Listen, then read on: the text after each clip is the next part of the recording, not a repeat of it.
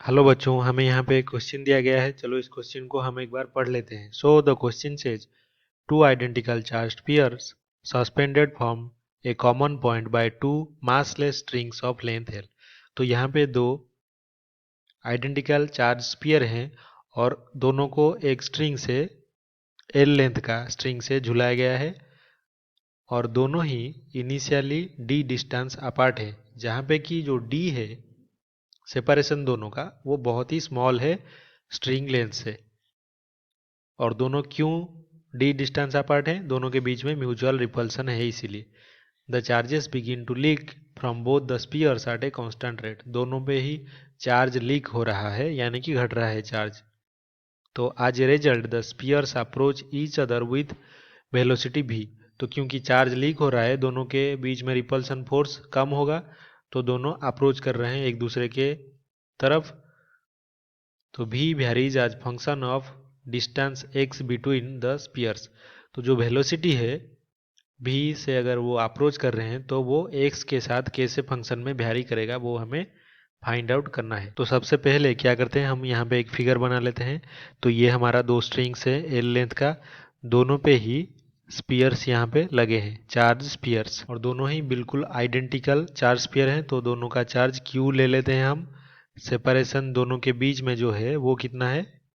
Initially D distance apart है दोनों का। और ये एंगल जो दोनों के बीच में है, इसे हम क्या करते हैं, थीटा ले लेते हैं। तो यहाँ पे एक मास जो है चार्ज स्फीयर का, उसका अगर m होगा तो इसके ऊपर जो डाउनवर्ड फोर्स रहेगा वो mg, और इसके ऊपर भी डाउनवर्ड फोर्स कितना, mg। क्योंकि दोनों मास का जो फोर्स है वो डाउनवर्ड तरफ है और इन जो स्ट्रिंग्स है इन पे टेंशन मान लीजिए T रहेगा। तो डाउनवर्ड फोर्स mg अगर है तो ये टेंशन को अगर हम कंपोनेंट में तोड़ दें तो ये वाला जो कंपोनेंट है मास के अपोजिट, वो T cos थीटा, इस वेट के अपोजिट जो टेंशन फोर्स रहेगा वो T cos थीटा, और इसका भी T cos थीटा। और जो T sin थीटा है वो यहाँ पे इलेक्ट्रोस्टैटिक जो रिपल्सन है, इस तरफ रिपल्सन है F E हमारा इलेक्ट्रोस्टैटिक रिपल्सन, और यहाँ पे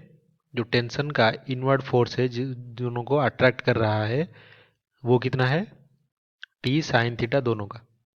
तो यहाँ पे भी टी साइन थीटा और यहाँ पे भी टी साइन थीटा। तो अगर हम T sine theta divided by T cos theta कर दें तो यहाँ पे टी कैंसिल हो जाएगा। तो हमारा जो टैन थीटा है वो कितना हो जाएगा, वो हमारा इलेक्ट्रोस्टैटिक फोर्स एफ ही डिवाइडेड बाय एम जी हो जाएगा।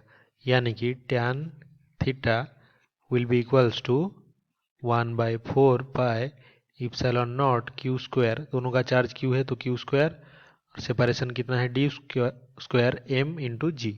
लेकिन हमें ये भी पता है जो टैन थीटा है यहाँ पे वो एक्स डिवाइडेड बाय 2l है।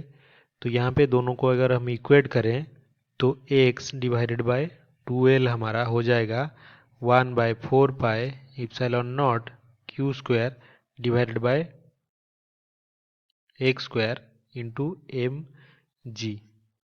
और x यहाँ पे दोनों के बीच में सेपरेशन जैसे फंक्शन x का है उसको हमने x ले लिया है। तो यहाँ पे क्लियरली ये टर्म्स, कांस्टेंट टर्म्स अगर हम हटा दें तो हमारा जो क्यू स्क्वायर है वो प्रोपोर्शनल टू x⁻³ हो जाएगा, क्योंकि यहाँ पे जो लेंथ और जो ग्रेविटेशनल एक्सीलरेशन है वो कांस्टेंट है।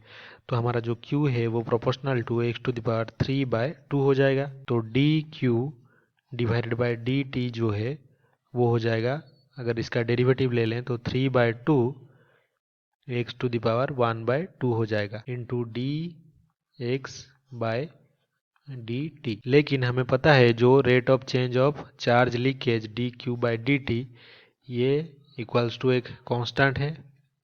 तो हमें ये क्वेश्चन में गिवन है, और हमें ये भी पता है कि जो D x by D T होता है वो इक्वल्स टू भी होता है। तो हम यहाँ पे ये लिख सकते हैं कि जो भी होगा, ये D Q by D T तो कांस्टेंट है, 3/2 भी कांस्टेंट है, तो भी हमारा प्रोपोर्शनल टू होगा x⁻⁻1/2। जो वेलोसिटी है वो एक्स के ऊपर कैसे डिपेंड करता है, तो proportional to -1/2, X to the power -1/2, यानी कि ऑप्शन ए। तो आई होप कि आपको ये समझ में आया होगा। Thank you.